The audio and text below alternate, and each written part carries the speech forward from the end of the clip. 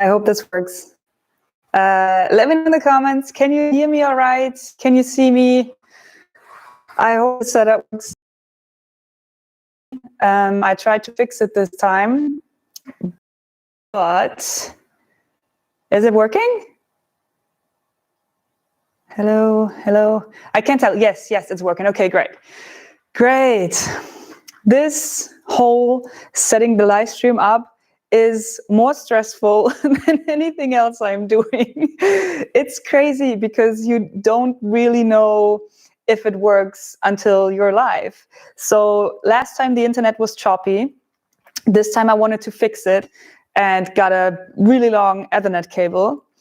And as soon as I plugged that into my laptop, it didn't recognize my live streaming device, like the switcher anymore, which is the other new thing that I have. So I don't know. It seems in the comments, video sounds okay.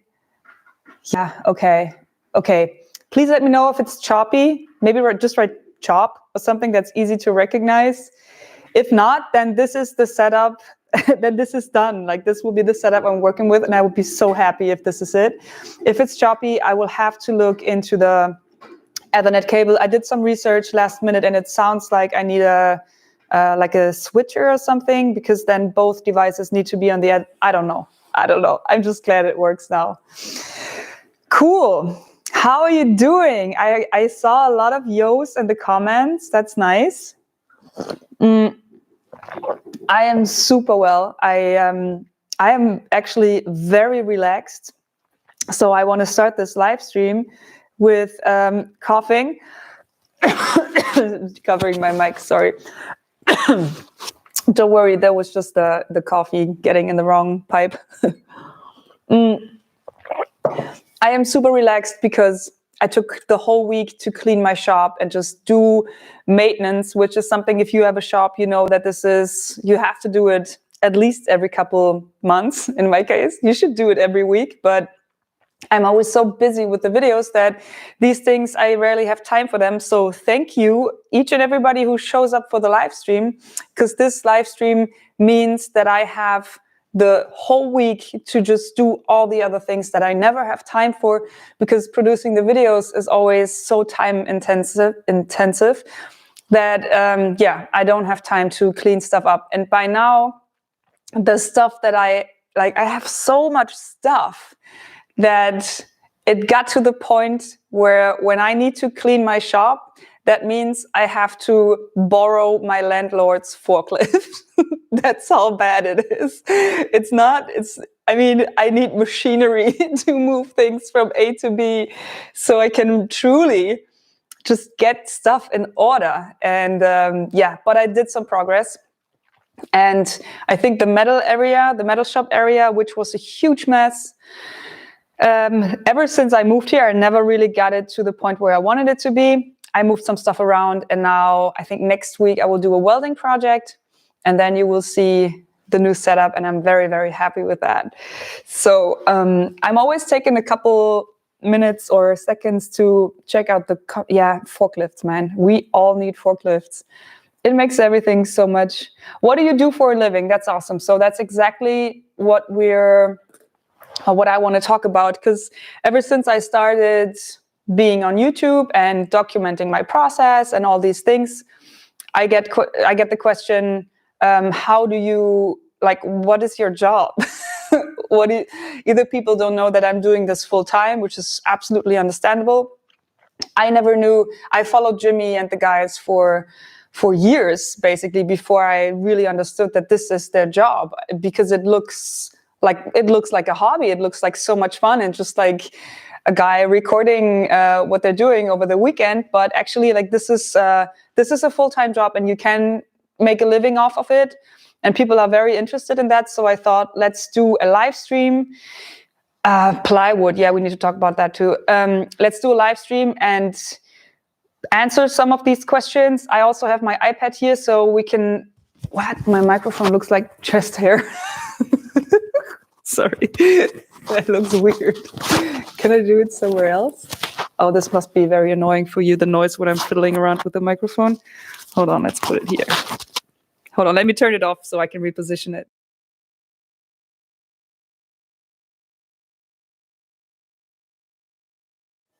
Here we go. That's better. So maybe I have my iPad. Maybe we could do a drawing and figure this out together, because I, of course, only have my own perspective, and I somehow found a way to monetize what was a hobby for me and turned it into a career, if you want to call it that. But it will be different for everybody else. And I think that's why it's so hard to answer these questions, or this question. And that's why it's important to just write a couple things down, because when I think back 6 years ago, when I started all of this, I would have loved to see just a drawing of a little bit of guidance of what is possible.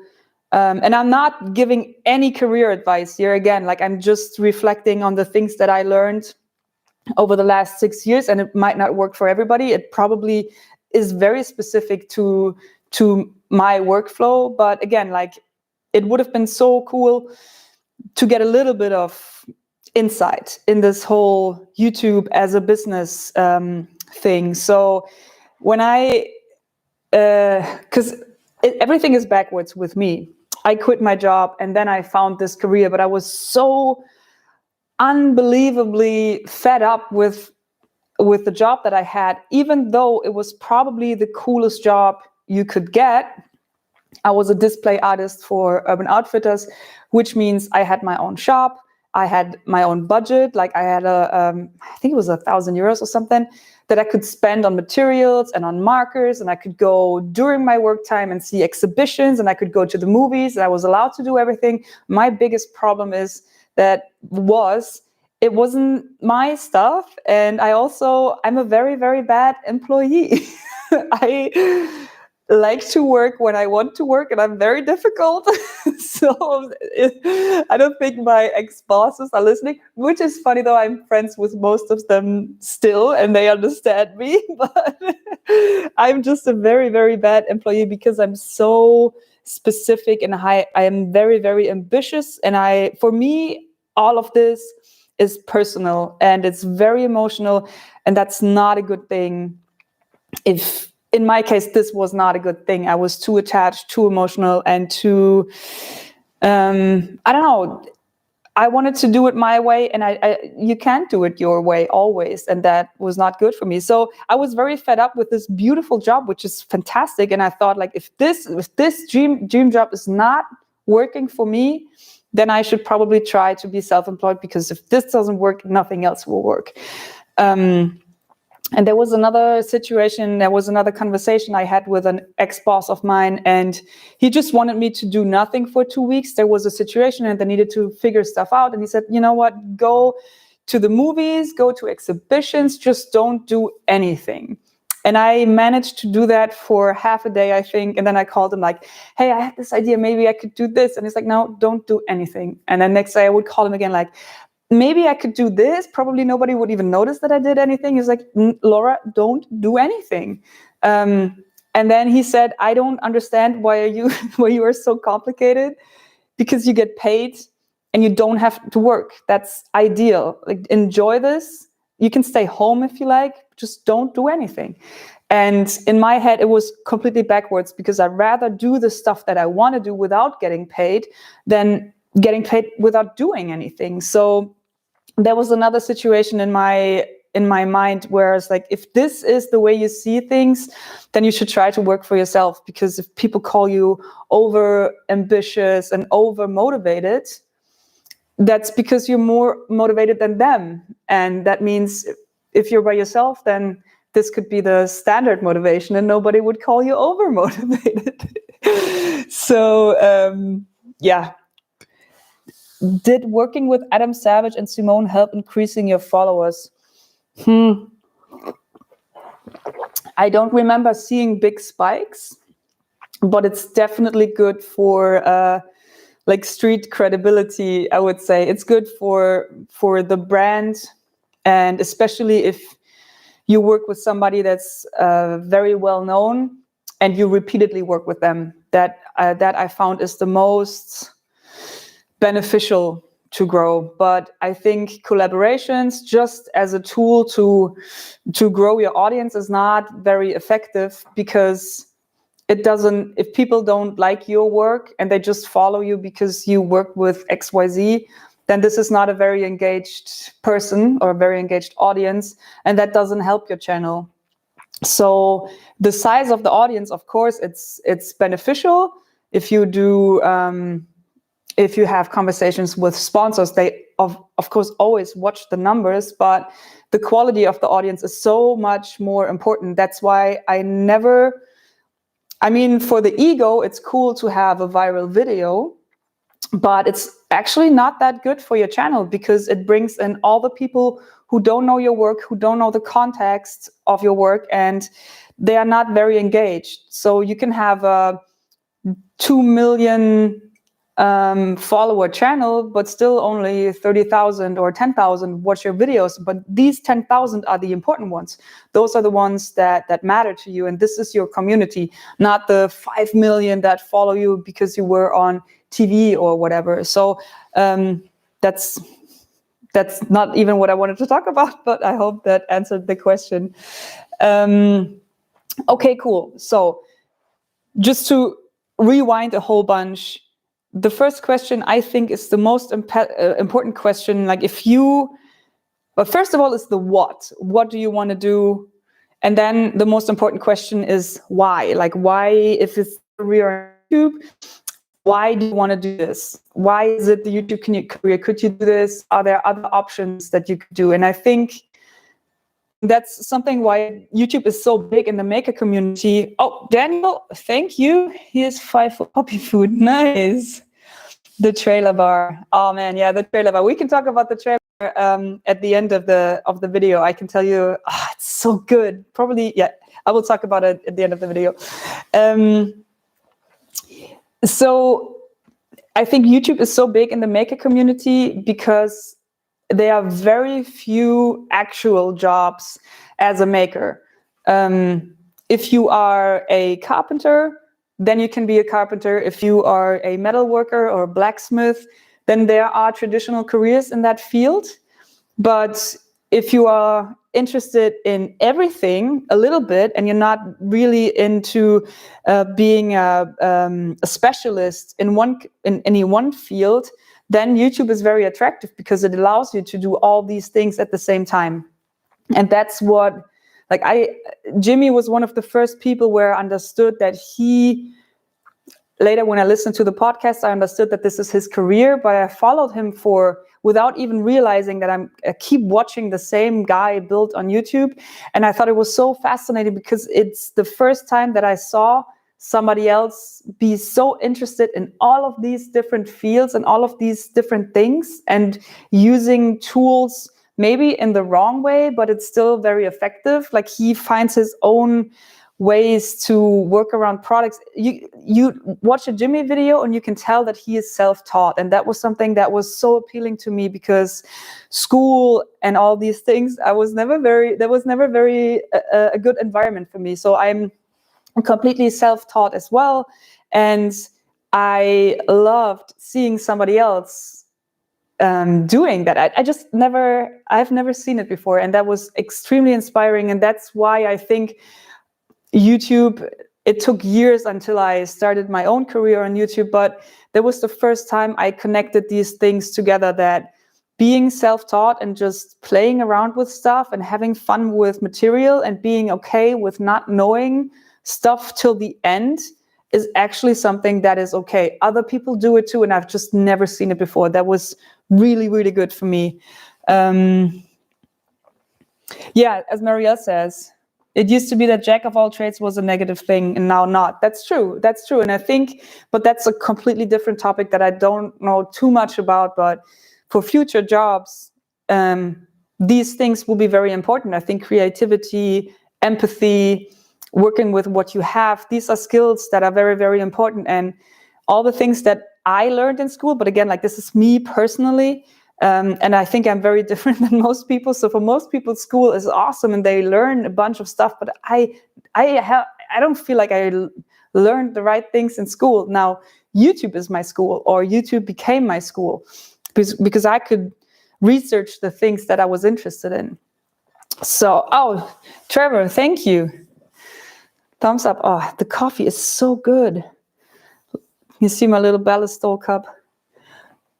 Oop, out of focus. Nope, not working.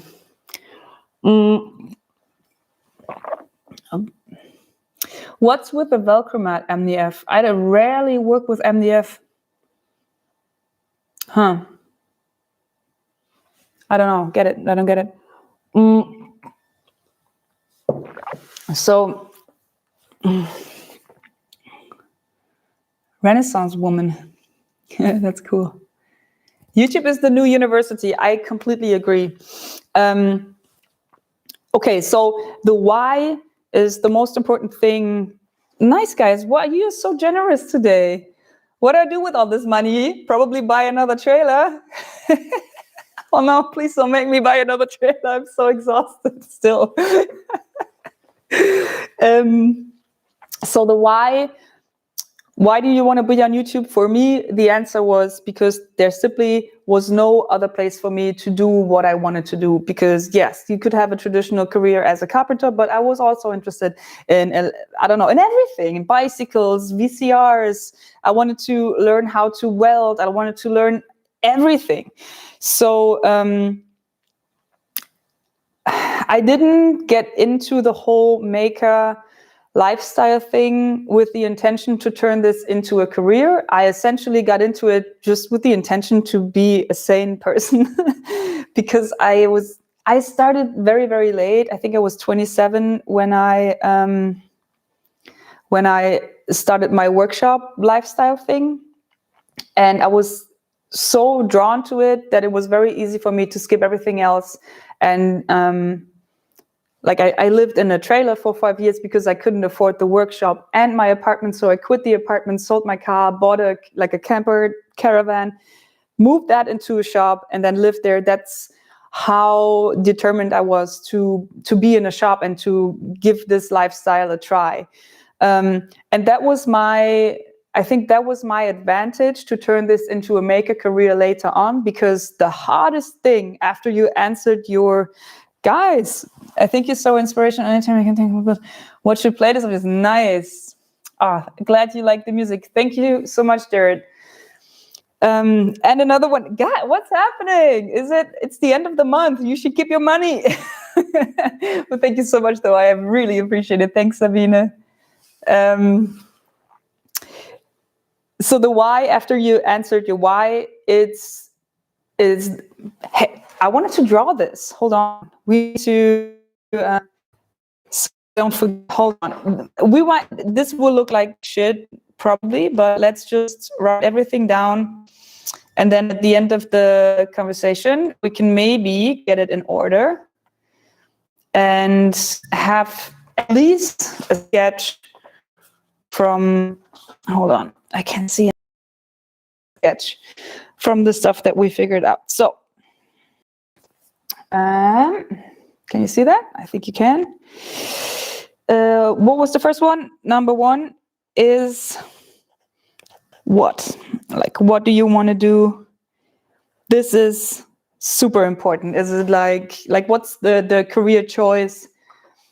For us, of course, like I would skip everything else, but you could want to be a musician and a writer and whatever, and everything that follows will be completely different. So, of course, we are talking about maybe being a maker. So the what, then the second thing would be the why.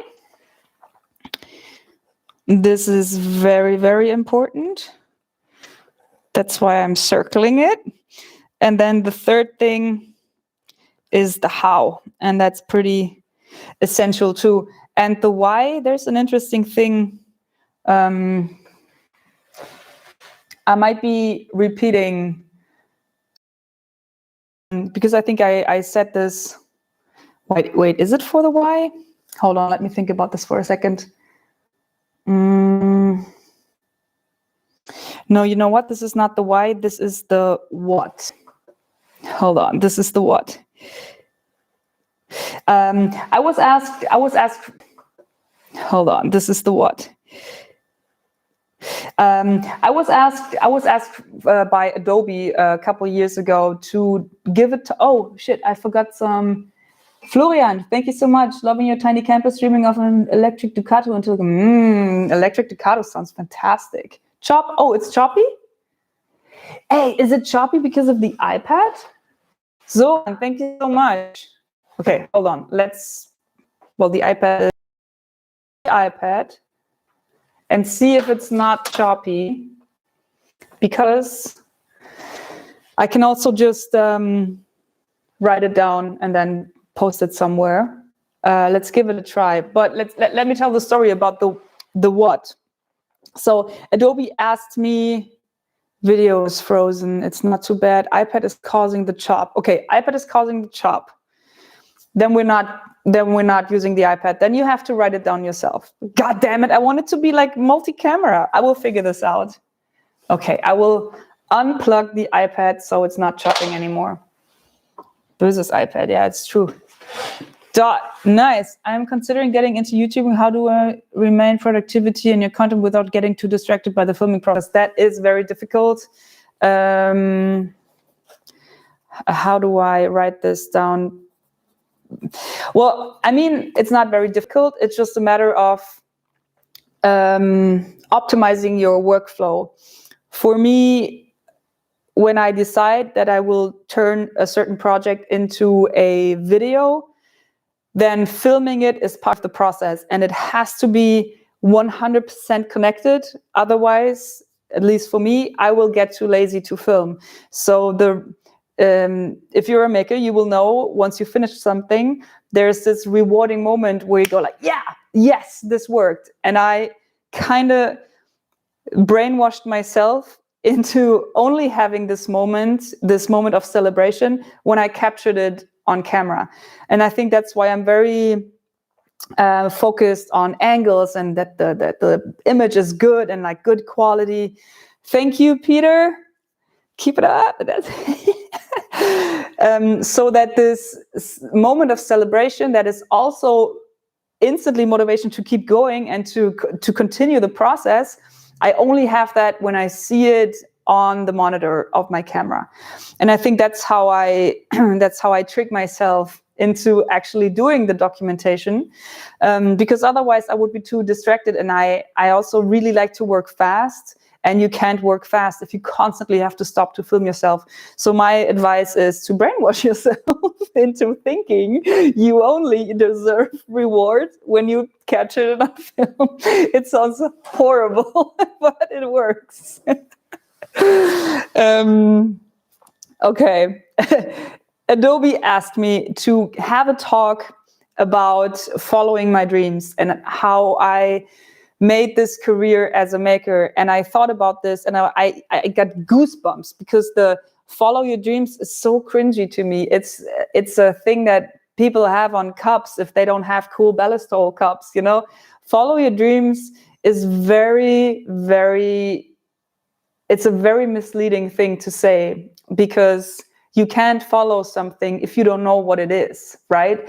And I would have never, ever, ever found this career on YouTube, which is, I have to say this, like I'm always shining a light on the negative things as well, because I think it's realistic. And some people pretend that this is just like rainbows and candy eating all day long, and it's not. It's a lot of hard work. And I would advise everybody to understand that before they start their career. This is working a lot more than on a regular job as a carpenter, I think, because you're self-employed. Either way, I would have never in my life found this job if I followed my dreams. What? So I think is more realistic. I think I found my job because I avoided my nightmares. I think this makes so much more sense, because these situations that I talked about in the beginning, where I didn't understand that my boss didn't want me to work more, or, you know, this is like, I don't want that, so I will do a different thing. Is this something that I want? Parts of it. Other parts, I don't like that, so I will do a different thing. So I think follow your dream is not very helpful. I think avoiding your nightmare means evaluating what you have and just trying to see what's good about it, what's bad about it, and then take action and yeah, change things if you can. So, okay. But we haven't even talked about making money. Thank you so much for answering. Yiddish. I can't say that. Can work. Nice. Thank you so much. Thank you so much. Okay, cool. So the what, again, I only found this because I avoided my nightmares, not because I followed my dreams. The why, Anton, my adopted pit bull, urges to set that credits with Smudo for dog businesses. Nice. I know exactly what Smudo is going to spend the money on. Thank you so much. Okay. Follow your dream and avoid your nightmares. Sorry, I should maybe I will do a little sketch for the Patreon supporters at least, or I don't know how else I could share this, maybe in the community tab, I don't know. Follow your dreams, avoid your nightmares. Michael Alm is here. Hey, yeah.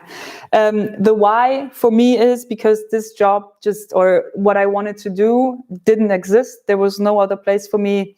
So YouTube was something that was at least potentially an option. And the how is, well, that's the tricky part. And I think that's why I made this whole excursion of how I got started with my workshop. If you want to be a writer, all you need to do to write is pen and paper. You know, you don't even need a laptop. You just need, if you want to be a singer, you can just sing. Same with dancing. Of course, that doesn't mean you instantly make money with it. But the problem or the challenge with wanting to be a maker is that you need a lot of stuff. You need a lot of things in order to even see if you're potentially interested in this. Because if I watch like people living in Alaska and hunting for a living and, you know, being trappers, I think, damn, I could do this. Like this would be perfect. But only because I can empathize with something that I see, and only because some of these ways of lives are interesting to me doesn't really mean that I could do it. So it's very easy to think, yes, this is perfect. I want to do this. But it's very hard to test it because you need a lot of stuff to test it. You need a garage at least. Hey, Jim. At what point do you quit your day job, work full time? My Insta is blowing up, but I'm honestly not sure how long I can juggle both. Well, Jim, that is super, super, super hard for me to answer because I don't know anything about it.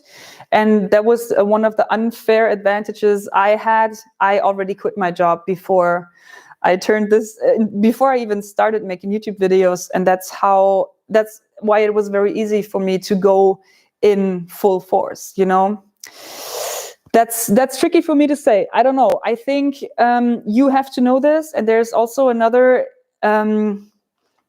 picture that I have in my head when people ask me these things. It's like, should I try to do it? Should I, should I get a shop? Should I get the tools? Should I spend the money? I always think of a nest that's full of eggs and the little birds have to do it themselves. It sounds super hard. And it is super hard, but if the bird cannot, hatch the egg, crack the egg, the shell or whatever, it won't, nobody else will do it for the bird. You know what I mean? If the mother does it, that's not fair because it might not be, strong enough to actually do it in the wilderness. So it's a very, very hard and dark analogy, but I think it's true. Nobody can tell you when's the right time, if it's the right time, because you're the only person who can make the call. I'm so sorry. I wish I could tell you, do it 100%. It will work out. Just do A, B, and C and you'll be fine. But I'm sorry. I'm sorry, Jim. Where was I before this? But that basically answered the how. Like you need to, is that an expression? You need to hatch your own egg, or is that weird to say? I'm watching the comments for a second because I need to know. Hatch your own egg. Or the alternative, have your family been supportive? No. No. But that's okay. It is now. Oh yeah, it's an expression now. Okay. You guys are always so kind. It's weird, but I like it. Okay, so that means it's not an expression, but hatch your own egg. Okay, so next thing, the YouTube career path, the essential thing you have to do, or you have to be able to work with, is that you're doing 2 jobs at the same time. You are being creative and you're building the thing, and you're also telling a story. So building something and documenting it at the same time is tricky. And I'm glad the question came before, because we already talked a little bit of this. You need to enjoy the process. I don't want to say 100%, because that's unrealistic as well. But you have to have an interest in storytelling and in capturing your projects in some kind of form. I mean, maybe you could do it in a podcast or just with photos. For me, it didn't work out with photos. That's actually something that I tried before I was on YouTube. For years and years, I had a blog. What was the name? I don't remember, but it was on Blogspot, and I had 12 followers. And now thinking back, when I wanted to name the blog, I typed in, I like to make stuff, and it's not a joke. I typed in, I like to make stuff, and I saw that it was taken, and I was like, damn it! Could you imagine? Then maybe I would be, I like to make stuff, and Bob would be Bob Claggett. Savannah, I think, is where he started. Yeah, that's funny. So I had the blog, and I did a weekly post, because I was always interested in short-term production. So make something every week instead of building one thing over a year. And that's perfect. I always loved almost like 3D sketching. So I had a project every week, and I posted a picture once it's done. And then I explained a little bit, hey, I built this table from trash, and it came out of the dumpster, and it was nothing before, and now it is something. And then I realized, because I had 12 followers, and I think I knew a couple of them too, and one was a good friend. So, it's not that I get any reach at all. And then I realized the one thing that interests me the most is the whole process. And I don't care at all about the product. So documenting only the product, when the only thing that I care about is the process, is backwards. So I should try to record the process and try to see if that gets some reach. Break, build, repeat. With your brand following increasing, do you have any support crew employees helping you with filming, build behind the scenes? One more quick thing, I will answer this right away. I am so shy with reading out. I usually never, ever, ever do this. I must be very comfortable with you guys that I'm reading out loud, because I'm not only very bad at math and I can't write, I also can't read. So good job on you guys for making me feel so comfortable. Yes, from this January on, I have 1 employee, and she helps me with all the back office stuff, invoices, organizing things, making sure that I don't lose my mind, making sure that I wear a jacket when I go outside. She is really taking care of everything. The only thing that I'm doing is being in the shop and making my videos, which is great, because the 6 years before, bank stuff, it's not good for me.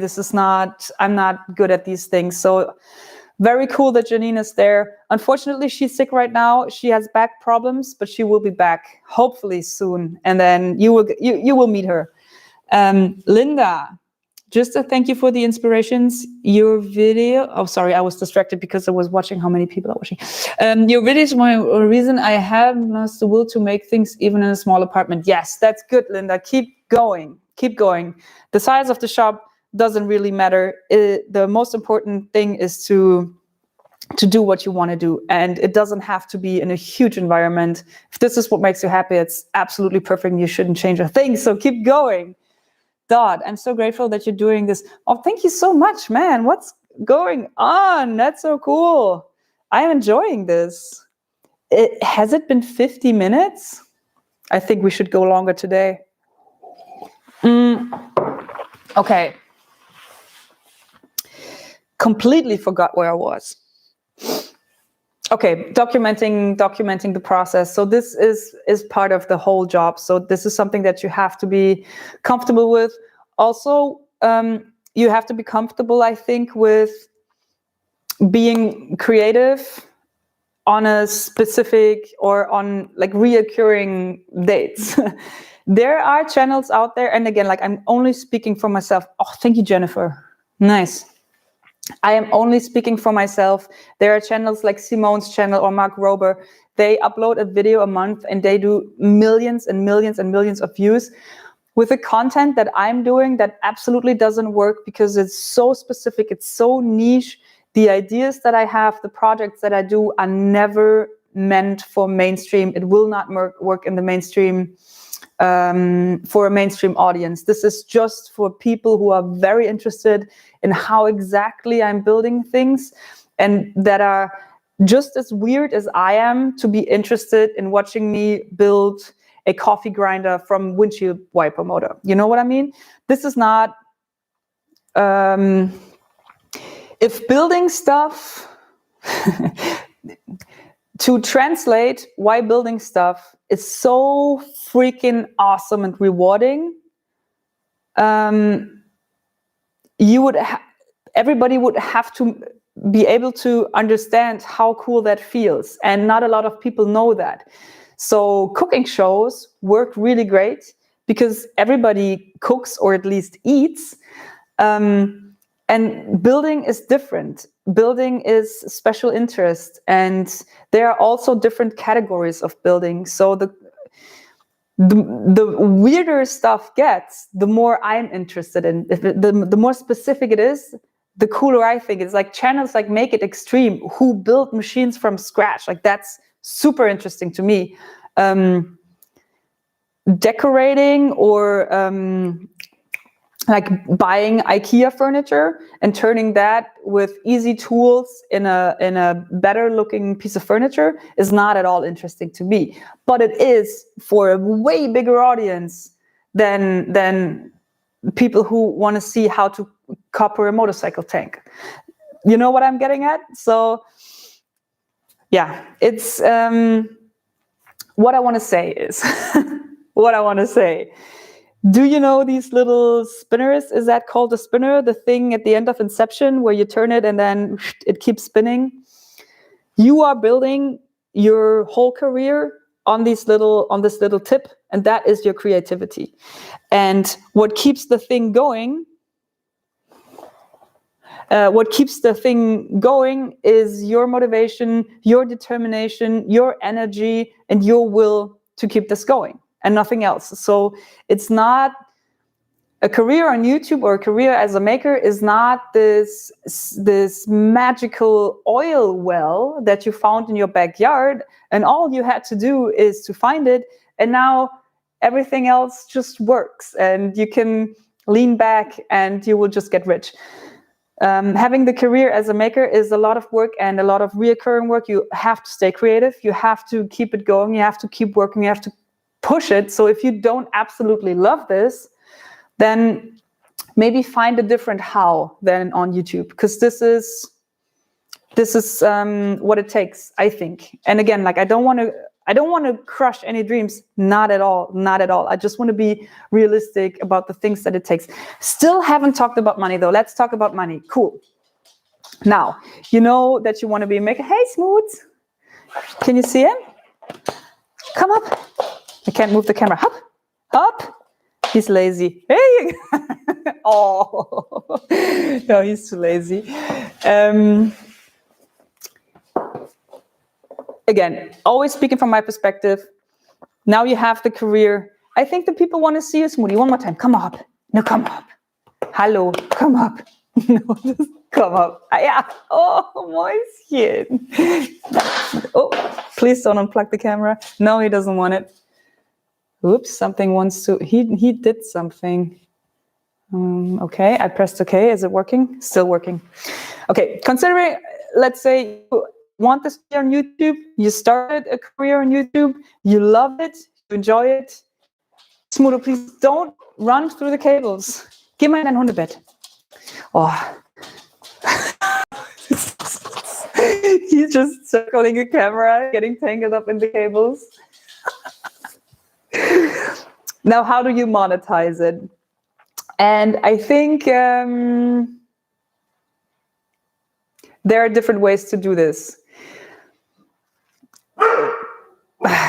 Smooth. Okay, hold on, let me put him back in his bed, because now he got to a spot to the window and then he's watching people passing by. Oh, Jesus Christ. Berg builds, as an aspiring YouTuber, I think it would be super valuable if you could speak more on the specific moment or chain of events that led up to you doing YouTube full time. Biggest obstacle is finding time between work and life. Again, like, this is so hard for me to answer because I don't know anything about your circumstances or your work. I think if you have the shop as a hobby and you make stuff as a hobby anyways, then try to record it and then publish it. And if you feel that this is something that's working and you get to the point where you also understand that this is something that you could do full time, just from a, do you like it so much, or is this another nightmare that you want to avoid and you want to keep going, keep looking what else there is for you? If you're set on this is exactly what I want to do, then my personal opinion would be to give it a try. Maybe there's a treats for smoother. Thank you. Maybe there's a way to reduce your job or work through the weekends or work through the holidays and see if the work you put in increases the things you get out, which when you start a channel is views and followers and engagement. If you do more, do you get more, or is it saturated? I think that's an important thing to understand. And if you see that the more you put in, the more you get out, then this is exactly how YouTube works. As I said, it's not the magical well that you only have to do something once and then everything happens, and that is what people call passive income. It doesn't work at all. YouTube is, I see it as a time investment situation. So when you start, of course, you have to invest money and time into your own business. So you need the shop, you need the tools, but most of all, and this is what Berg asks, most of all, you have to invest the time, and time is something that you can't buy. But people will pay you for your time. And YouTube can be a hub where you can turn time into money, where you can also turn money into more money. And this is how I view the whole thing.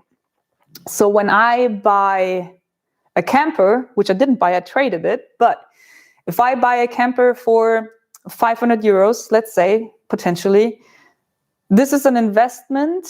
And I know that if I add my time and the whole thing that YouTube is for me, the storytelling, the personality, my interests, my perspective, because that's at the end of the day, it's like the project you're doing combined with your perspective. That's what makes the things interesting. If I add my things to the 500 euros that I spent for the trailer, I know that I can turn 500 euros into 2,000 euros, potentially. So this is what YouTube is. You can turn time into money, and you can turn money plus time into more money, I think. I hope this makes sense. So for you, this is just an evaluation. Do I get more out when I put more in? And if that's not the case, then you can still put more in if this is your hobby. And if you think, which is true, that it needs a little bit of time to grow, and you need to kind of flatten your ground on YouTube. Also interact with the community, Yes, we see it through your eyes, and it's such a marvelous you because nice, yeah. That takes time, and there, of course, are stories from people who had a channel for 7 years and never made a cent, and then all of a sudden they did one video and everything exploded. But I don't think that that's the regular case. So, most important.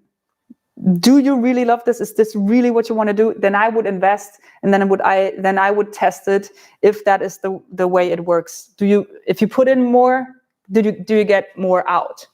Thanks for giving grounded responses. It's important to make clear that making things requires effort, time, and most important, willing to do it. Yes, 100%. So honestly, as I said in the beginning, I had the last week off, which means I was working full time to maintain my shop, and I had one day where I got completely drunk in the little trailer that I built, which is just one day. But the rest of the week I spent maintaining all of this, and it still feels like a week off because I love every day. I love every day of my life and of this job. I love all about it. The last couple of weeks were rough because my channel took a dip, and I didn't feel like I had the right ideas, and I don't know, it was just super weird, but still I love it. Still I love it. If you build a job on something that's as sensitive as creativity, you will have bad days, and there will be lots of doubting yourself. Speaking from my perspective, I doubt myself constantly, and whenever I work on a project, I think this is the time where I drop the ball. This is when it all goes to shit. This is where my career ends. I'm always so concerned about that. I think this is normal when, again, you build a career on something so pointy and sensitive as creativity. But I still love all of this. I still enjoy the process. I am tired at night, of course. I work a lot, yes, but I love all this. So but we wanted to talk about the monetization. Hold on, more coffee. So once you got this machine going where you have control about the input and output, then you can steer it. So the first step is about getting it going, like getting the machine to run. And then it's a lot of maintaining the machine and also steering it. And that's when you get the chance to build your brand and control your brand. And it's very, very important once the first sponsors come in, and they will, from my perspective, they will approach you. I have never... Am I lying? Have I ever reached out? I think I've reached out to one person, but that hasn't gotten anywhere. But other than that, I have never reached out to a brand ever. They will come to you. And that's the good thing. If they come to you, you have all the leverage. And that's where you can really steer your brand, I think, is by connecting to the right people.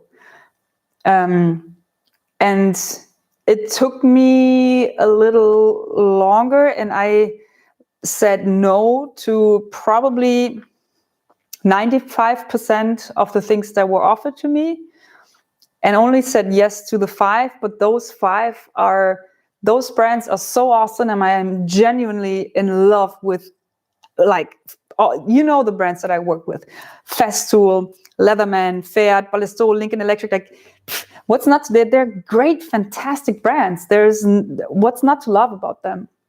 So there's not a single brand in my portfolio, if you want to call that, I think that I sold out, because those were all brands except Lincoln Electric, because it wasn't available in Germany. But those were all brands I worked with before. So I worked with the products before I got paid to them. I think that's to be aware of the brand value that you have and connect to people that increase your value, instead of people where you are there only to increase theirs. I think a good partnership works in both directions. And then it's kind of like a snowball. Like the beginning is the toughest. The beginning where you make all the decisions,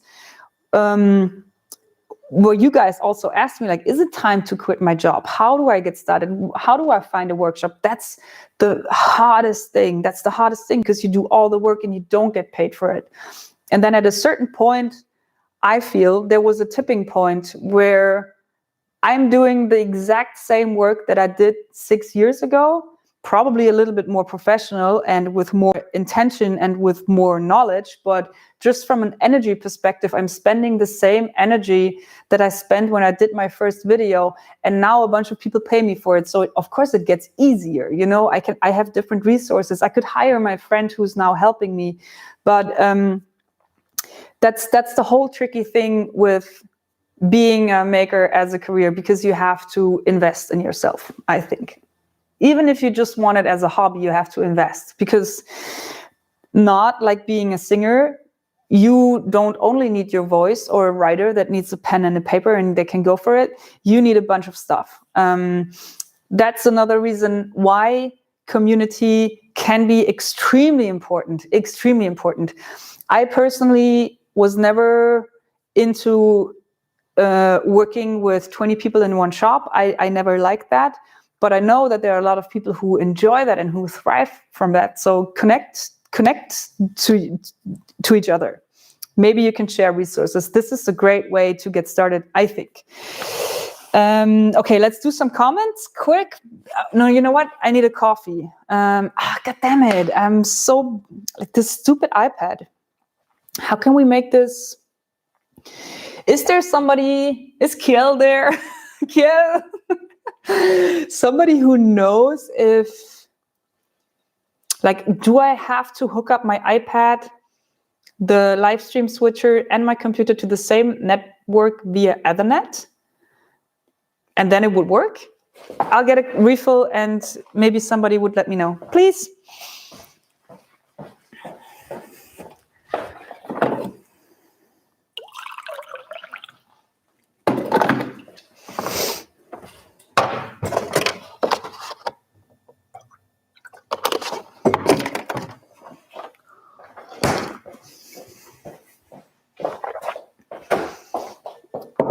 Put it on heavy rain for a quick ride. I don't know what it means, Marielle.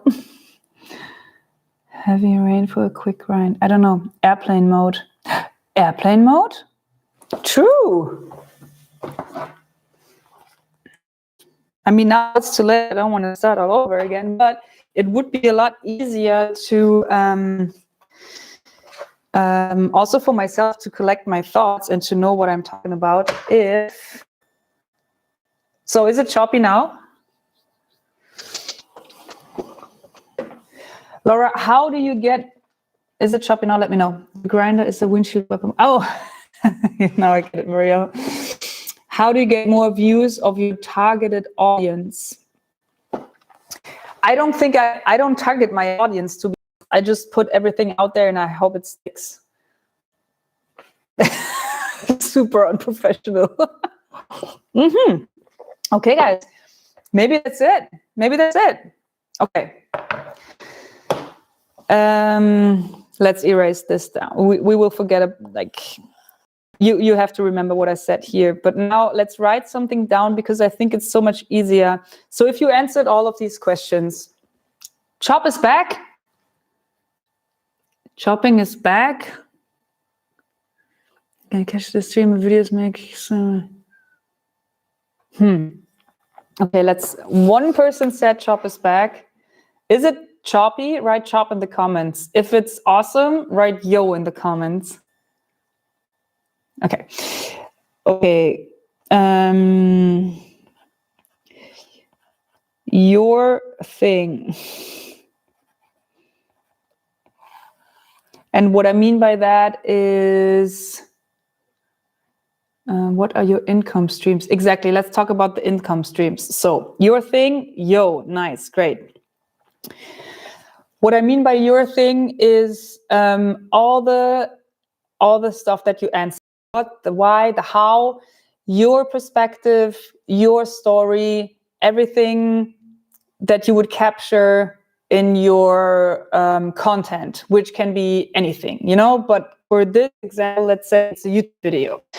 So your thing, it is a brand, right? How do I visualize this? You know what? I think we can say that, let's erase all of this. We can say that your thing is the brand. This is you. This is the stuff that you do. Brand.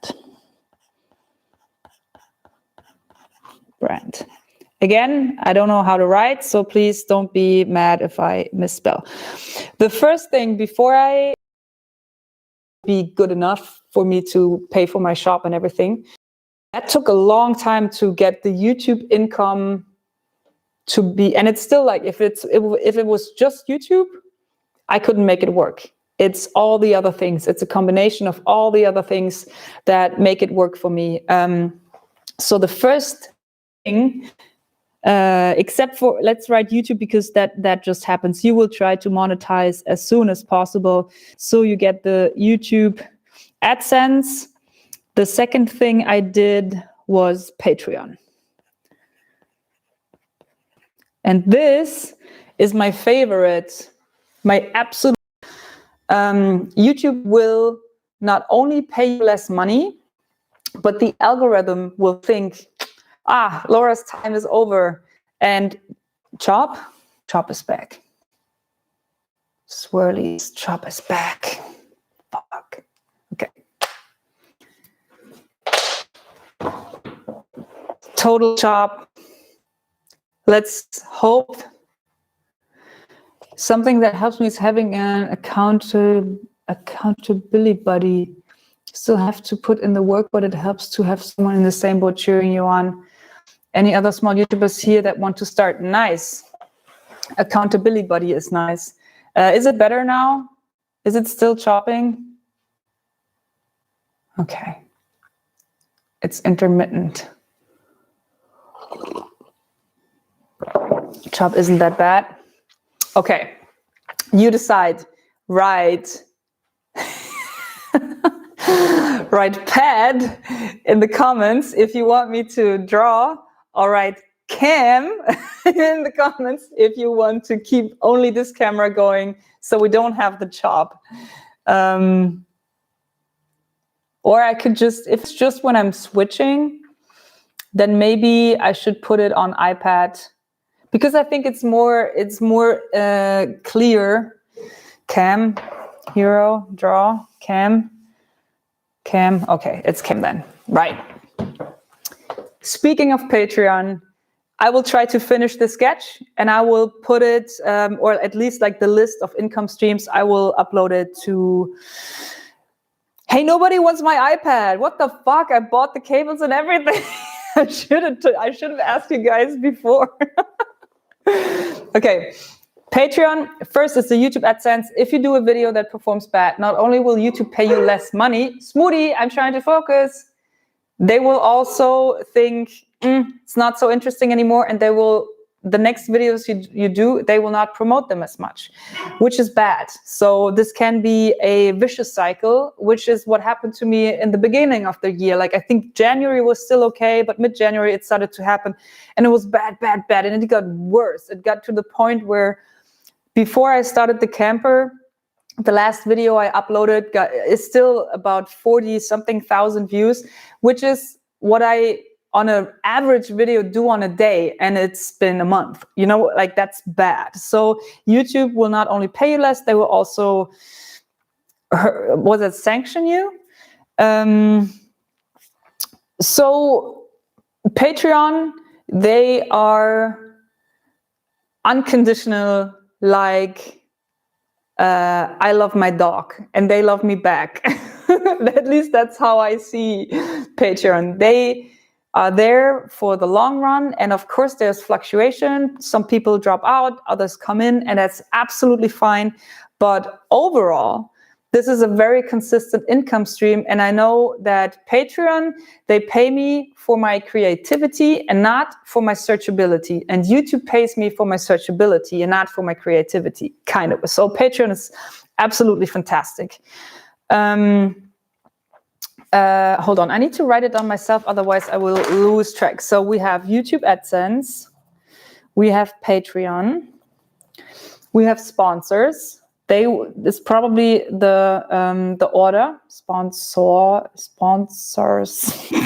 Sorry.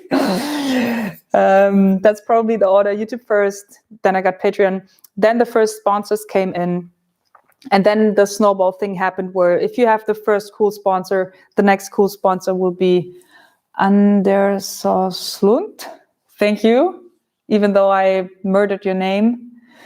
Let Glue Dry hoodie. Perfect. Merch. That is another income stream. So the merch store right now is down because we are switching the logistics behind it.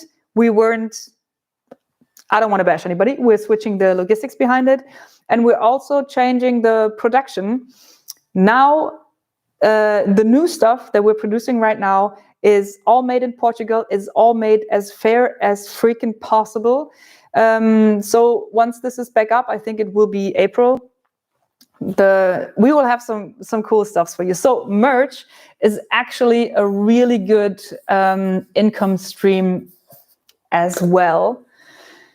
And that's an interesting thing. So YouTube, you all know this. YouTube is a platform that likes to steal from other platforms. So when TikTok comes out with the stories, then YouTube steals that, or Instagram came out with the stories and then YouTube copied that. And now they're trying to copy TikTok with the Reels. They're also trying to copy Patreon. They have a subscription-based thing.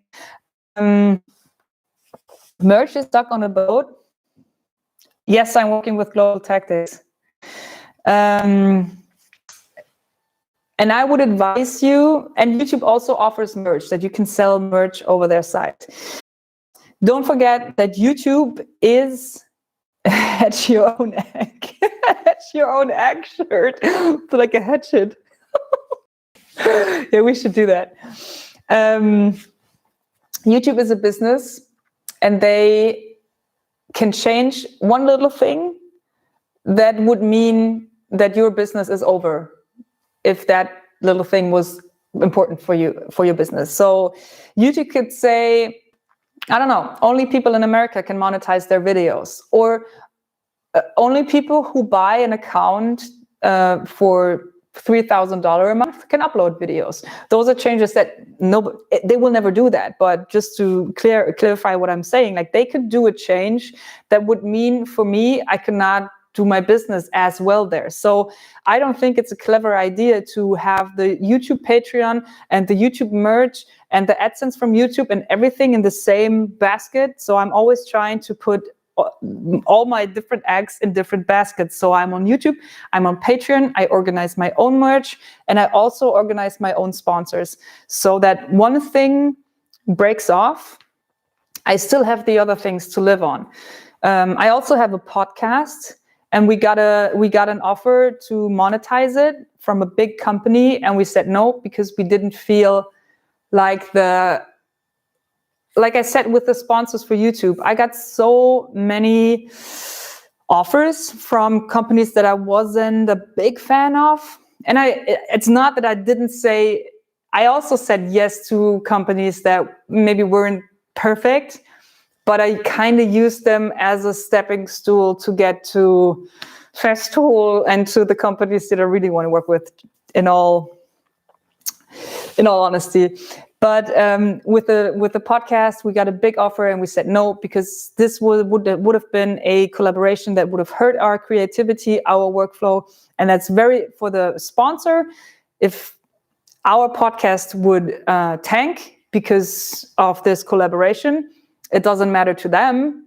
They just give the money to the next podcast, but our podcast is over. So be very careful with the way you monetize and what you monetize. So the podcast is something that I do, and I put a lot of energy into, at least like time-wise. I do it every week. I don't monetize it. I maybe never will, but this is still something that pays into my brand. So even though the podcast doesn't make me money directly, it connects me to my good friend, Melanie Rabe. She is known for her creativity. She wrote books on this, and it automatically connects my brand to hers and makes my brand more creative, because she's very creative. You know what I mean? So these are the things. It's not always money that's good for your brand. So what else do we have? So you can have a podcast. You can do talks. That's a big thing. And that's, again, this is all based, if you visualize your brand, those are like all connected to your brand. And YouTube is you put YouTube and probably podcasts, it's a very time consuming work that you put into that. But for talks, for example, if you do a talk, I don't know, if my talk for Adobe, how to find your dreams by avoiding your nightmare or whatever. Hold on, one more question.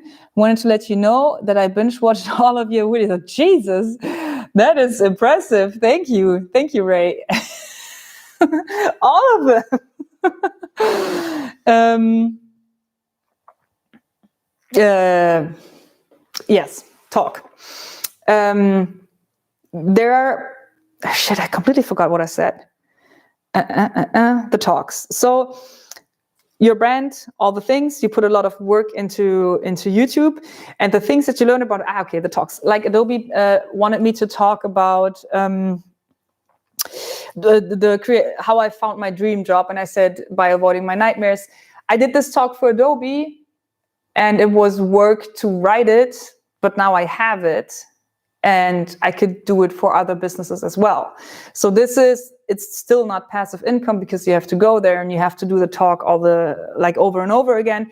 But still, this is something that is an income stream that takes work once, and then you can get money for it.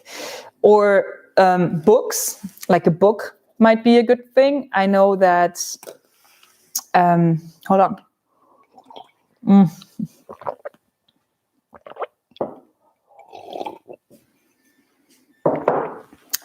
Why can I not think of his name? I pretend to drink coffee, so I...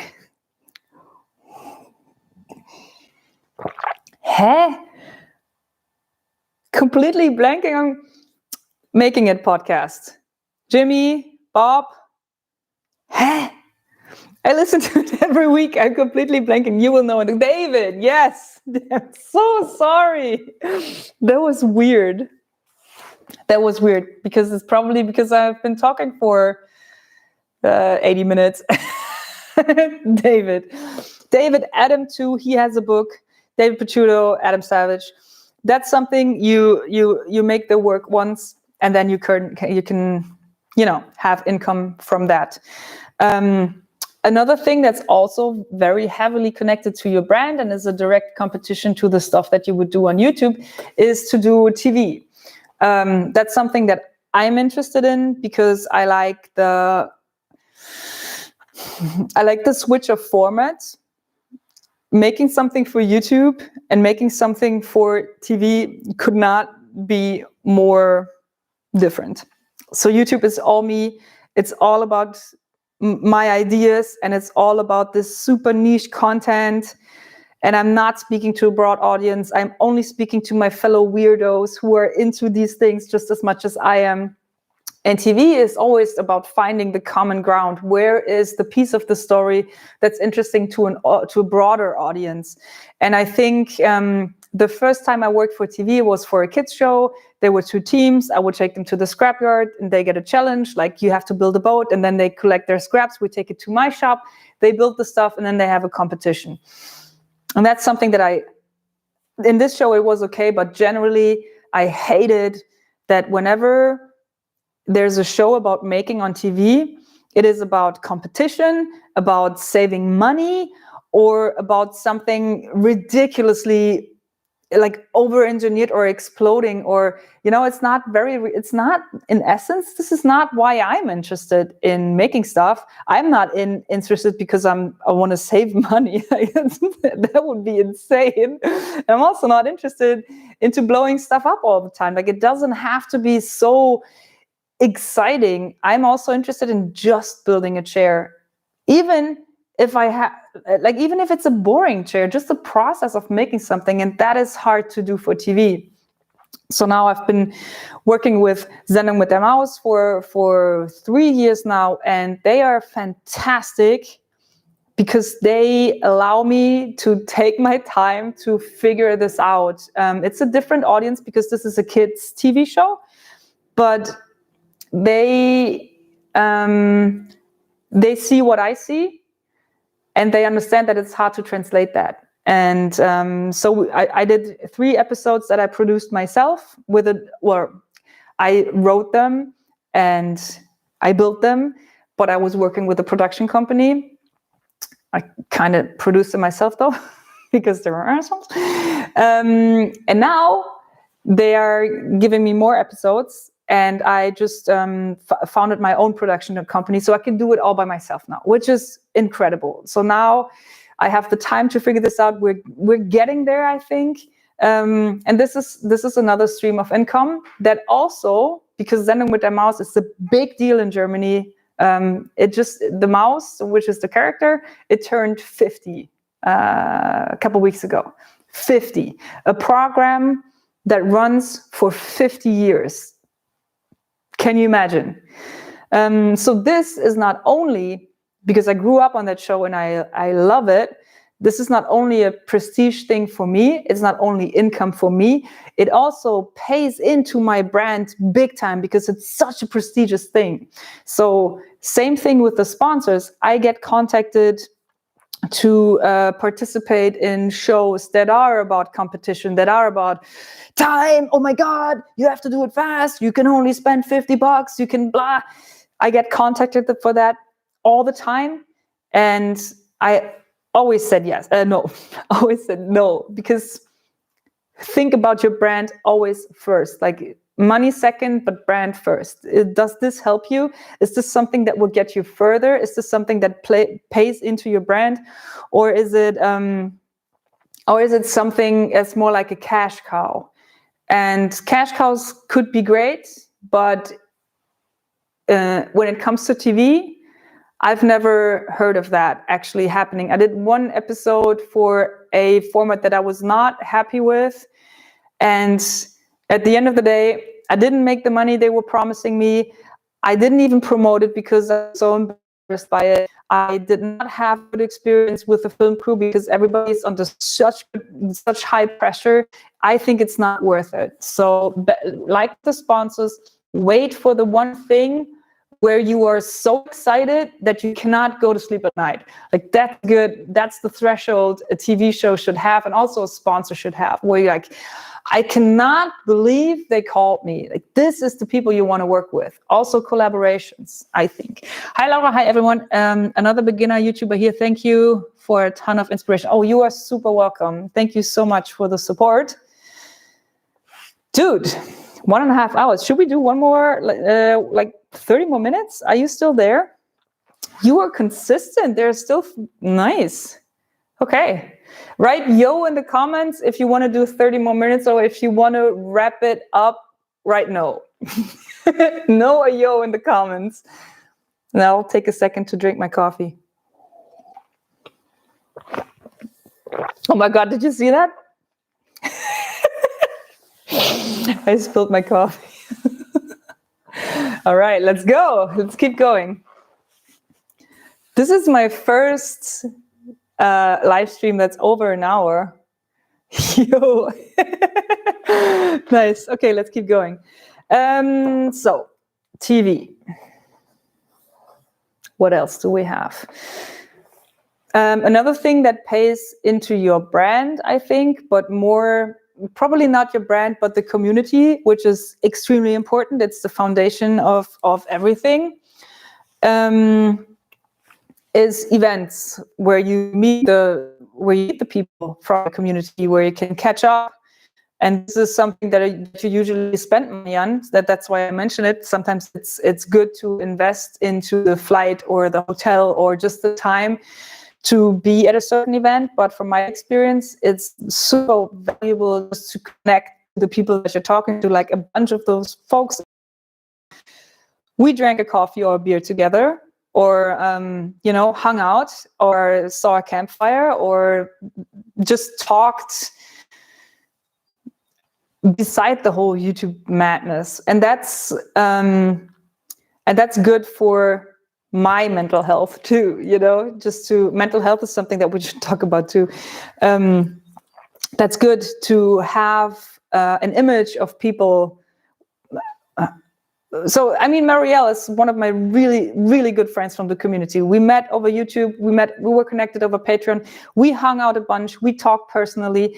And Marielle, I hope I don't embarrass you right now, but it's super often when I feel stuck and I don't know if I should continue this, and I'm like tired, I often think like, this will be so cool when the video is done and we have the live stream, and then then I can talk to everybody, and Marielle will be there, and Lisa will be there, and you know, all these people, and we can hang out. This is motivation for me. It's good to have faces and not just because I'm sitting in my studio and I'm talking to a camera, but I'm actually feeling like I'm talking to Marielle and you guys. So this is really healthy to know who your audience is. So that's a good thing. Yeah, Make a Central. I don't know, any updates on Maria?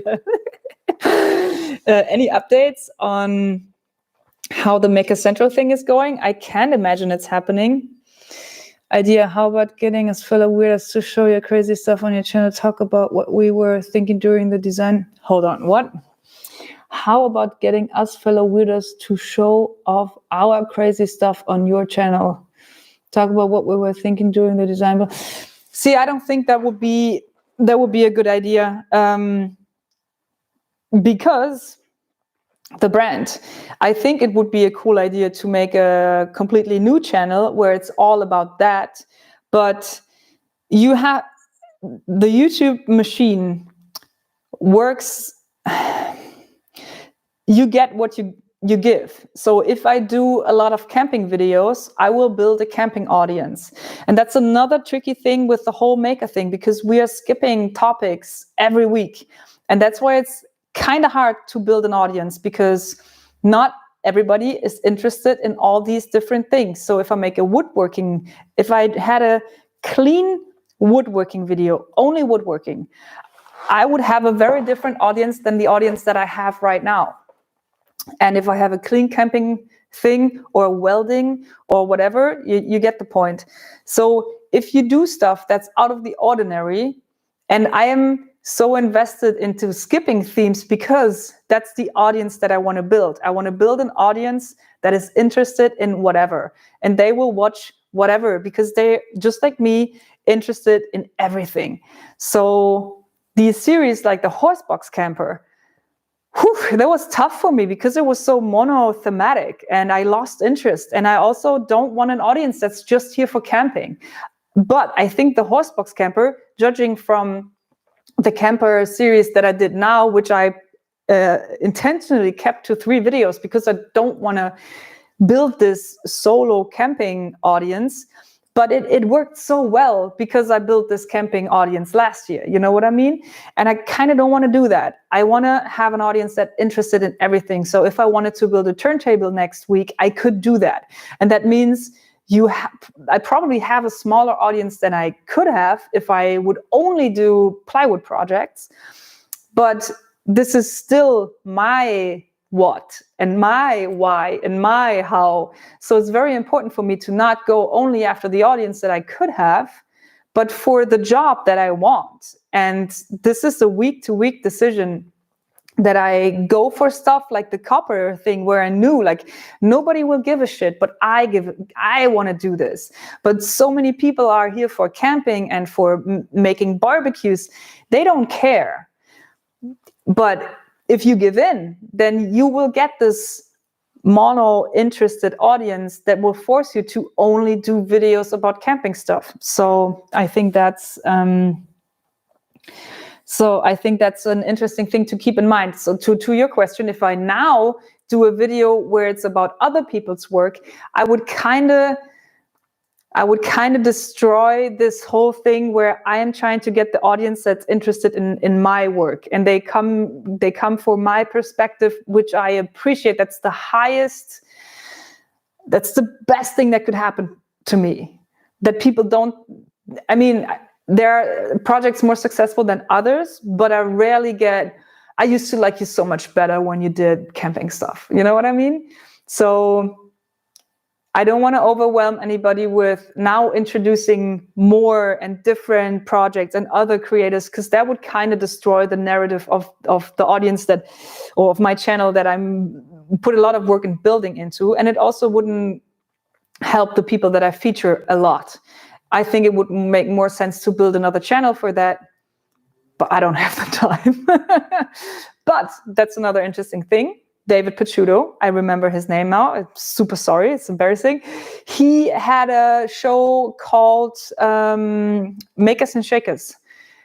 And he did a weekly, no, it was the weekly wrap up. That was before it was called Makers and Shakers. And he did a weekly video about other people, and he was very successful with this format, I think, and people loved it.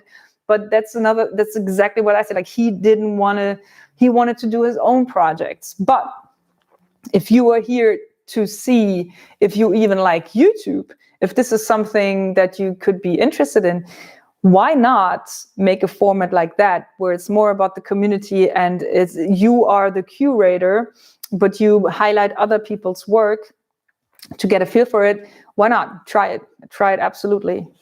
So, yeah. Yep. Is there anything else? Fairs, YouTube, Patreon, sponsors, merch, podcast, talk, book, TV, products. Products are something that could be, I haven't done too much of this. I consider the products that I do more merch. It's more merch than it is products. But I have a couple of thoughts about products. So possibly there will be something in the future, but you know, Jimmy is super successful, I think, with his products, which is more than merch. I think Simone did a kick-ass job with the everyday calendar. Jaco as well with a maker knife. So having your own products is very interesting. That could be, again, like the talks or like the books. This is something that you put your work in once and then you keep it going. Also like the merch. It's very, very interesting to have this... to have these income streams that don't require your constant attention, especially if your constant attention is absolutely focused on YouTube or podcasting. Licensing possibilities, absolutely. I have never looked into this. Please make it as broad as possible. I love it. What does it mean? Thank you, Max. How do you mean as broad as possible? Oh, the topics. Yes. Yeah. I love it too. The Laura Kampf font. I don't know. Can you make money with fonts? Probably. Do I want everybody to use my handwriting? Because that's another branding decision, right? If I would sell so I have this font and it's not hard work, but I'm keeping it consistent because I want it to be recognizable. Now, if everybody could use that font, first of all, it wouldn't be recognizable anymore because it would get watered down. Also, if somebody used it and I wouldn't agree with that person or that theme, like worst case scenario is like I make this font, everybody recognizes it as the Laura Kampf font, and then somebody uses it in a political context that I'm absolutely not behind, that would be super bad. And that's why I would probably never sell the font. But that's not a financial decision, that's a branding decision. So these things are always, you have to weigh them against each other. I keep going to see a lot of good ideas that you show us on your projects. I believe that sometimes the ideas and concepts that you do are more important than the projects. Drink Brazilian coffee. Thank you so much. I think so too. It's the ideas and coming up with a concept that is, and that's why I usually don't care as much about the finished Kampf Leatherman, yep, coming. Finished product, because the process and the concept is so much more interesting to me. Some make money with Instructables, I think. Oh, interesting, Caro. I didn't know, but that's plants. Plants. Yes, absolutely. Plants is a big thing. I personally, I don't like to build plants. So it's actually, so if I have an idea, I don't know, a one-legged table. And I look it up. That's the first thing I do. I see if it has been done before. If it has been done before, I'm not interested anymore. If there are plans for it, I'm even less interested to do it, because there are plans. People can learn how to do it from this person. I'm always the most interested for things that don't exist and there are no instructions for. So it's not organic in my workflow to make plans. But I think, like, I have a couple ideas for chairs that I think would be great. I made this storage chair that I built on a CNC. I think that would be cool to share, just to share the file and potentially sell the chair if the idea gets better and the product gets better. But I am never into optimizing and perfecting something. I'm just more into trying stuff and 3D sketching. I'm starting to lose my concentration. I'm sorry. So plans. What about something out of a Jerry fuel can? Yeah, I made a barbecue, a grill. You think it's possible to make a Germany maker channel and get enough views for people with bad English skills? I think a maker channel can be non-verbal. That's how my channel started. I don't think you have to talk at all. Jimmy doesn't talk at all. I got more into talking because I got more confident because I want to engage with you guys, and because I get so many questions that, and also it's part of the storytelling now. I realized that I started making the videos. When I started, it was just like, this is the material before, and now this is the finished product. And I'm learning more and more that it's really interesting to show, how do I get this? How do I get the idea? What was my circumstance? Also, not everybody watches all of my videos. Some people have never seen one single video. So I think it's good to say, this week's idea was to blah, blah, blah, to imply, oh, she does something every week. That also sets the whole stage for, yes, this is not perfect. Yes, I only had a couple days to build this. No, I will not perfect it. No, next week I will be doing something completely different. So talking helps with communication. I learned that. So that's why I slowly started to talk more in my videos. And I get a lot of feedback from German people who want me to talk German. But for my taste, the maker community is international. It's not only in German, and I would exclude a lot of people if I started talking in German. And we in Germany learn English in school, and I don't think I talk that much that you couldn't understand anything at all if you don't speak English. So you can still watch the videos and understand what I'm doing, I think. So that's why, I mean, I want my videos to be, as I said, it's a very small community. It's a niche topic. So I want to give my videos the chance to get seen by as many people as possible. And if I would narrate them in German, I would exclude the rest of the world, and I never want to be exclusive. So I had to decide on one language, and English is the internet language and the maker community language, I think. 2. What's 2, Marielle? Okay, cool. Should we plans? What was the last thing, plans? I think so, right?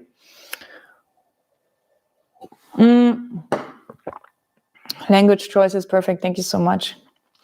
Cool. I think slowly, maybe we can do a couple more minutes of Q&A. In case, I mean, I probably missed a whole bunch, but if you have any questions, we could absolutely do that. And then we should wrap it up, maybe. It's exhausting, but it's fun. I like these live streams. I think it's really, really cool to get a chance to really do deep dives into these topics. Laura, when are you going to read out my comment? Woo! Have you done Skillshare? You use a lot of different making skills as teaching and yeah. Skillshare might be an option too. I don't really see myself as a teacher that much, and I also it's another thing where I would instruct and make a plan. So I don't know, but I have thought about Skillshare. Yeah, I don't know. I love the Rimowa project. Have you thought about approaching them to make a LK? I built a Rimowa boombox a couple years ago. It's actually right there. I'm too lazy to pick it up. And Rimowa asked me if they could buy it. And I said no. But we can work together. And then they said no. So that's my relationship with Rimowa. I think it's a fantastic brand. I don't think the suitcases should be that expensive. So Rimowa is a Cologne-based company. So I think the design is just freaking perfect. And a couple of years ago, LVMH, the Louis Vuitton guys, bought Rimowa, and they increased the prices, and now it's ridiculous. So I would always advise you to buy a used Rimowa suitcase. And this now officially ends by me ever working with them. But I think they're great suitcases, and they're awesome. You can get them used. You can repair them. Really enjoying this too. Puts the cherry on my sundae. Thank you so much. That's good feedback. Rimowa's loss. I agree. It would have been a match made in heaven, I think. Rimowa would be one of those. It's like, Festool and Leatherman. Such a good brand. And from just sitting here, I can see 1, 2, 3, 4, 5, 6, 7 Rimowa suitcases that I bought new, but that was years ago before they were always expensive, but never that expensive. The other ones are ones that people gave to me that I found or that I bought online. So buy them online. The old logo is better too. Cool. How are your shoes holding up? Oh, Michael. Let me take it off. Oh, I got the first rib. Can you see it? Like this is broken inside. And they are pretty trashed. I mean, I walk so much, it's hard to see.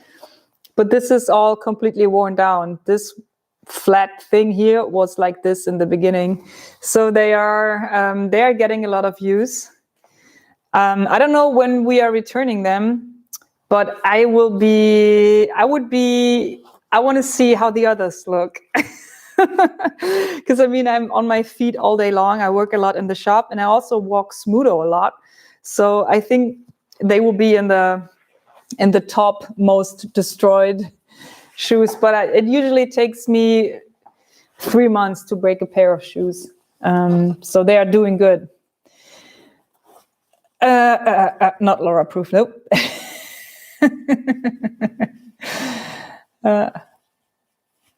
What's the story behind the artwork behind you? I bought this in Thailand. The store was so tiny. It was just a little table, and I thought the poster was great. This is Frank Turner, one of my favorite singer-songwriters. This is from my friend Brian. And up here, this is funny. My brother gave this to me for a birthday. And this is, the camera is here. And this is a stamp collection about work safety.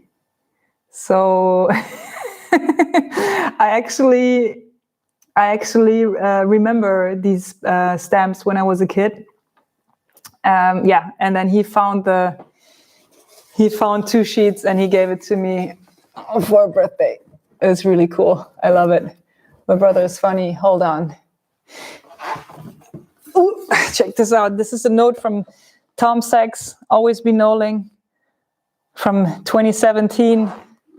And now I got the shoe. So this is a relationship in the making for a long time. Yeah. Oh, there's another cool thing. That was shortly after I quit my job. This is also Frank Turner.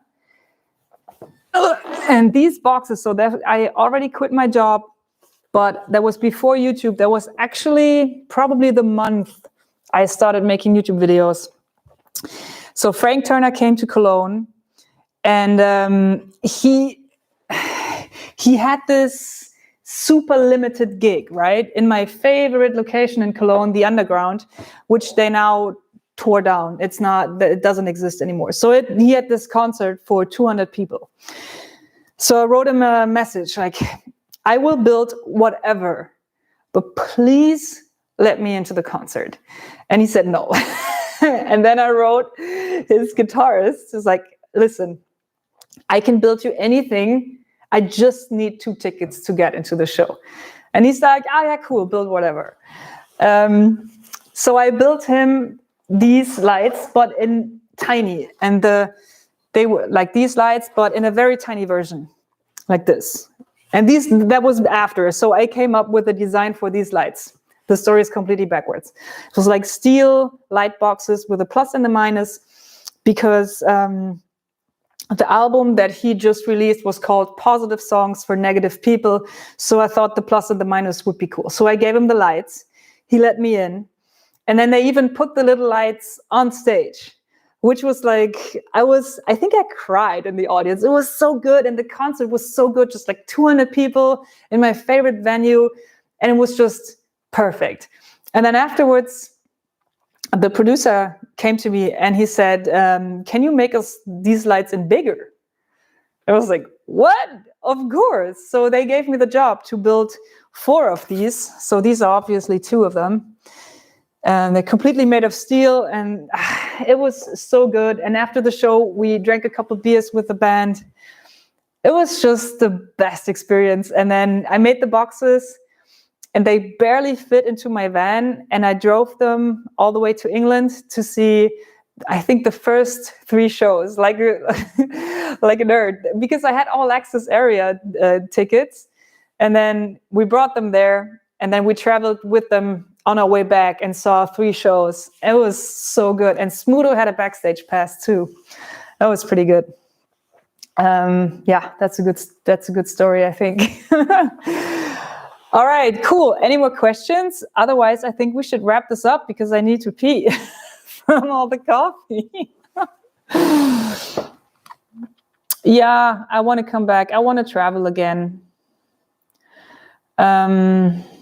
Would it be a good idea to build people laptops, tables as a new product? I don't know. Try it. How often do you have like random people and make a deal like this? So the whole dealing with people, like trading stuff, if that is what you mean, I do this a lot. I love Chili Sunday mornings with new Laura video. Nice, thank you.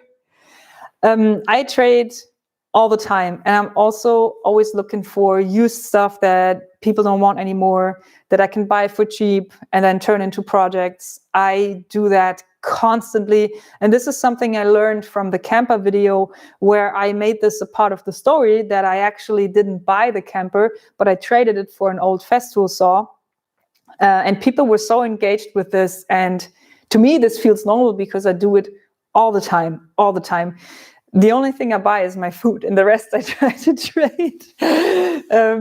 But I learned from the camper series that this is something that I should put in the stories because it's interesting. So whenever this is possible, I now take my GoPro with me, which is something that I've never done because I always avoided GoPro. But now I learned that I shouldn't be so precious, and this is the ego getting in my way, and that I am not above GoPro. This is a great device to tell the story that I cannot tell with my fancy, huge camera setup.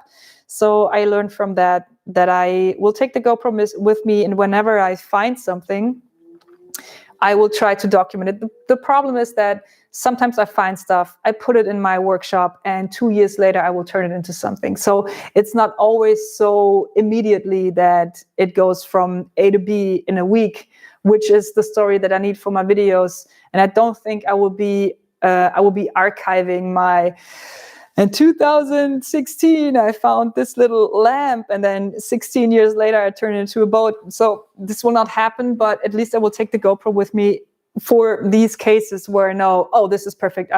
This week I will turn this into something else. Cool. Thank you, Lisa, for always being here and joining. So it makes it easier for me to know that there are friends in the audience.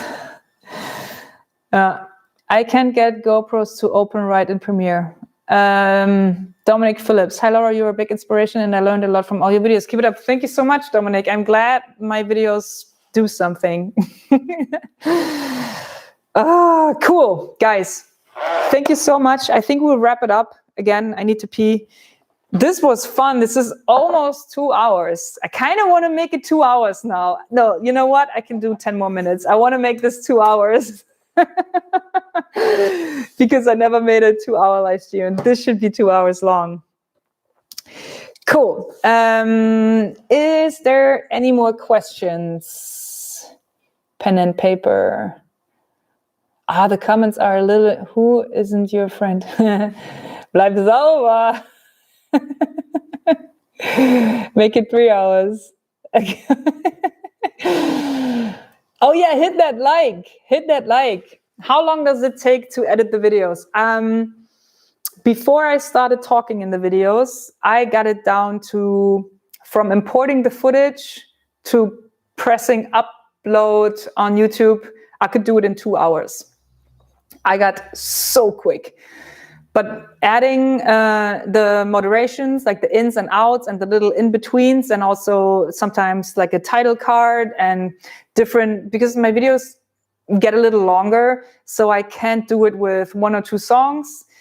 Editing the music is a lot of work, because I'm on Epidemic Sounds, and usually the hip-hop beat stuff that I like, usually the songs aren't longer than 3 minutes. So if you make a 12-minute video, you have to edit the song very precisely, so it's either 12 minutes, or you have to work with different songs, because a song that is made to be 3 minutes, to put it on 12 minutes will make the song sound super repetitive, and it will get boring. So editing the music is a big part. Editing myself is a big part. I'm still not super confident with talking to the camera, so if I, like, these live streams are easier than seeing myself on the computer and then editing. So yeah, the more complex the story gets, the harder it is to edit. But for the actual building stuff, this is super quick, super quick, because it's just finding the nice spots and then adding to a beat. It's very easy to do, I think.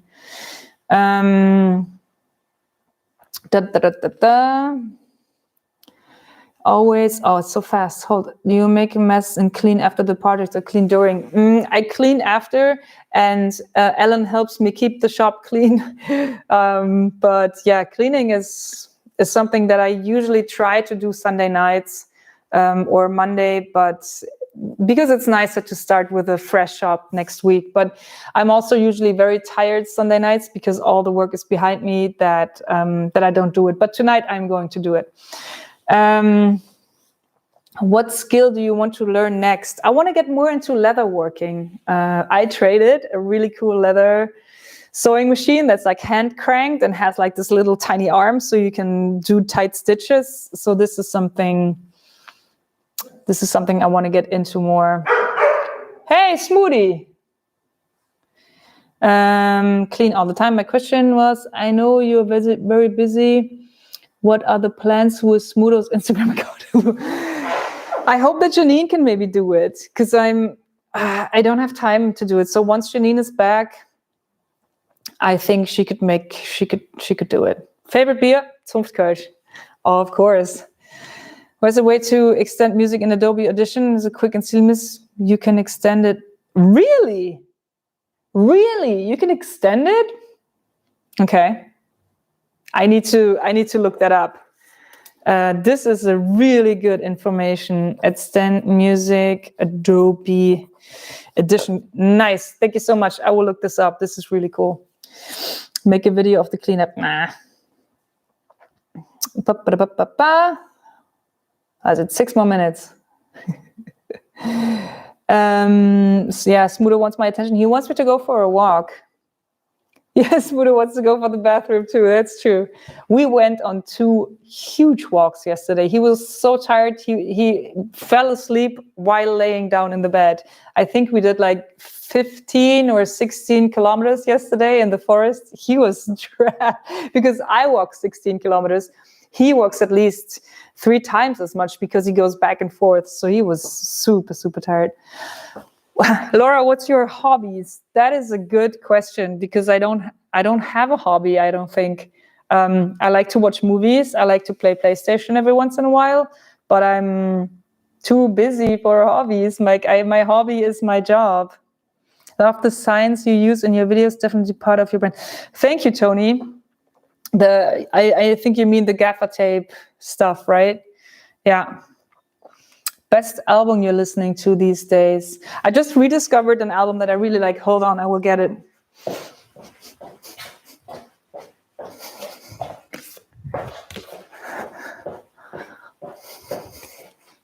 I haven't listened to that in a while, but Portugal the Man, American Ghetto is a really good one. That's a good one. Cool illustrations too. Is it on the... Yeah, I always like when they... Ooh, hold on, sorry. When they do little subtle stuff. Yeah, I listened to that yesterday a bunch. Cool. 4 more minutes. Does time pass slower when you have to pee?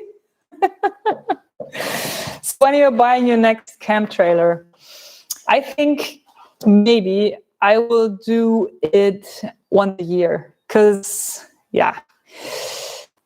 Where do you, where color tape, let go type of drops come from? They just happen. Do you have a sketchbook? Yes, I have a sketchbook, but I am not happy with sketchbooks. That's another topic where I'm in too deep. I don't know, sketchbooks drive me nuts. And I think I figured it out, and I'm working on a product that will not solve everything, but make it easier for me to organize my sketches, because the one thing that drives me insane is that sketchbooks have a binding. That means they are linear, and the way I think is not linear. So I have an idea, and then 3 weeks later, I want to add to that idea. But in my sketchbooks, they're like 20 pages past. I can't go back to the old idea because I filled up the other pages, and that just drives me insane. I am not a very ordered person, but this is something like my calendar and my sketches and the way I document my stuff. I'm almost autistic. I think it has to have certain colors and it has to be in the right order, and sketchbooks drives me insane because they're not. So I am working on it, and I will do a 3-hour live stream about this once I'm done. But yeah, so far what I'm using mostly are these dot grid blocks where I can just like write down, and then, but these are never things that I keep, right? And the sketches, the ideas, they're all buried in here. So I will never, this is the first time in weeks that I've been flipping back, or the first time ever that I'm flipping back on a sketchbook. You know what I mean? So this is an organizational issue. And we'll solve it. Can you make one of these live streams your approach to your projects? Yeah, I mean, let me know what you want for next month's live stream, because I will do these live streams every last Sunday of the month. I want to do a live stream, see where this goes. So I need you guys to let me know what you want to talk about. So you can even, because I try to read all the comments. So even next week's video, if you have an idea, write live stream idea next month, blah, blah, blah, blah, and then your topic. And I will keep track of that. And then I will decide on the topic, and then we should go for it. Because I think it's very, very, it's cool for me. It seems like a bunch of you are enjoying this. So 2 hours. So yeah, this is cool. Okay, I really need to go now. Thank you so much for hanging out. I will try to figure this iPad choppy chop stuff out.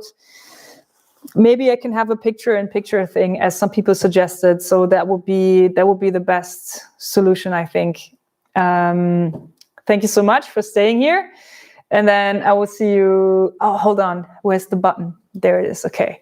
Because I want to make this as professional as possible. I will see you next week with a new video.